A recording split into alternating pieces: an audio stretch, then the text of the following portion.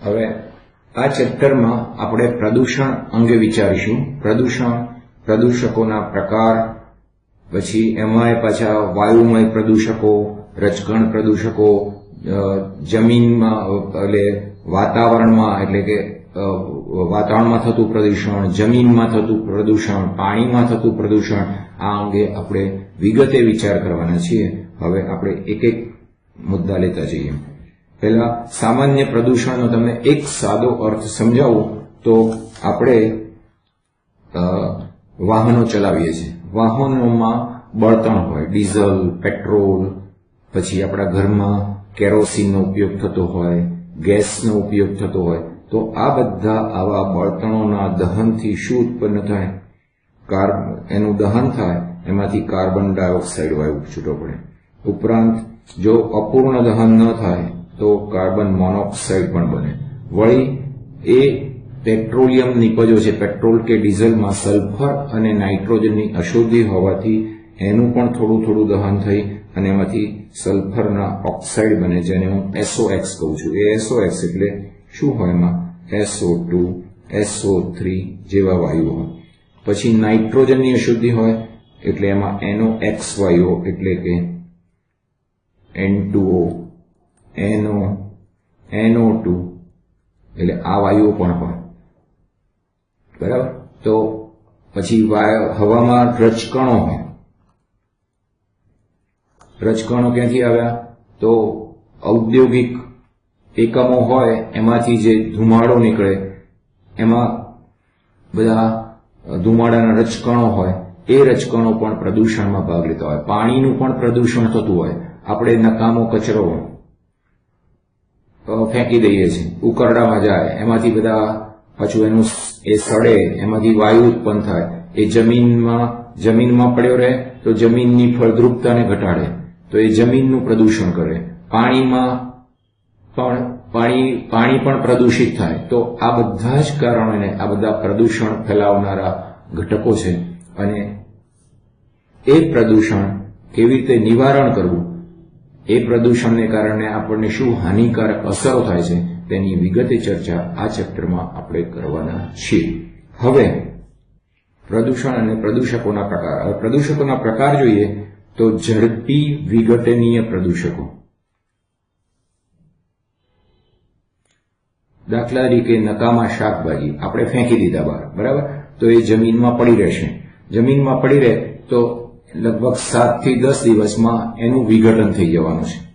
પછી કેટલાક ધીમા વિઘટનીય પ્રદૂષકો હોય. દાખલા તરીકે કૃષિ કચરો, ખેતીવાડીમાંથી નીકળતો કચરો, તો એનું વિઘટન થતા થોડોક વધારે સમય લાગે, 3 થી 5 મહિના જેટલો લાગે. કેટલાક અવિઘટનીય પ્રદૂષકો છે, જે દાખલા તરીકે DDT છે, પ્લાસ્ટિક પદાર્થો છે, ભારે ધાતુઓ છે, રેડિયો સક્રિય કચરો છે, એ લાંબા સમય સુધી મૂળ સ્વરૂપમાં પડી રહે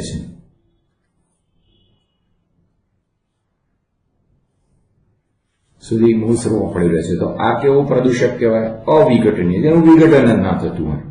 આ તો બધા વાતાવરણમાં પ્રસરેલા, દરરોજ ઉત્પન્ન થાય, આપણે શ્વાસમાં લેવાના અને આપણને બધી એની હાનિકારક અસરો થવાની. તો આ બધા પ્રદૂષકોના પ્રકાર છે. બરાબર? હવે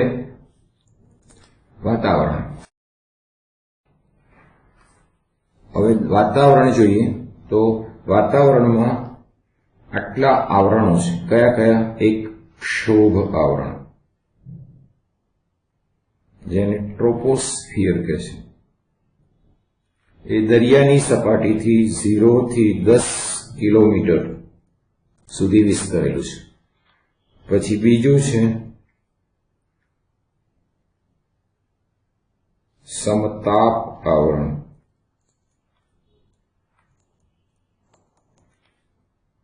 જેને સ્ટ્રેટોસ્ફિયર કહે છે. સ્ટ્રેટોસ્ફિયર એ 10 થી 50 કિલોમીટર એટલે એક ક્ષોભ આવરણની ઉપર આવેલું છે અને 10 થી 50 કિલોમીટર સુધી વિસ્તરેલું છે. ત્રીજું છે મેસોસ્ફિયર.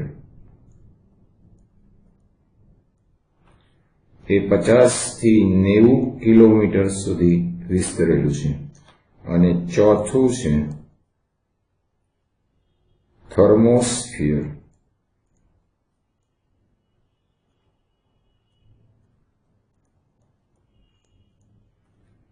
એ 90 થી 500 કિલોમીટર સુધી વિસ્તરેલું છે. બરાબર. ક્ષોભ આવરણ ટ્રોપોસ્ફિયર 0 થી 10 કિલોમીટર.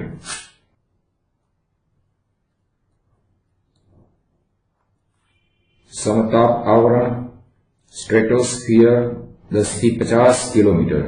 મેસોસ્ફિયર 50 થી 90 અને થર્મોસ્ફિયર 90 થી 50.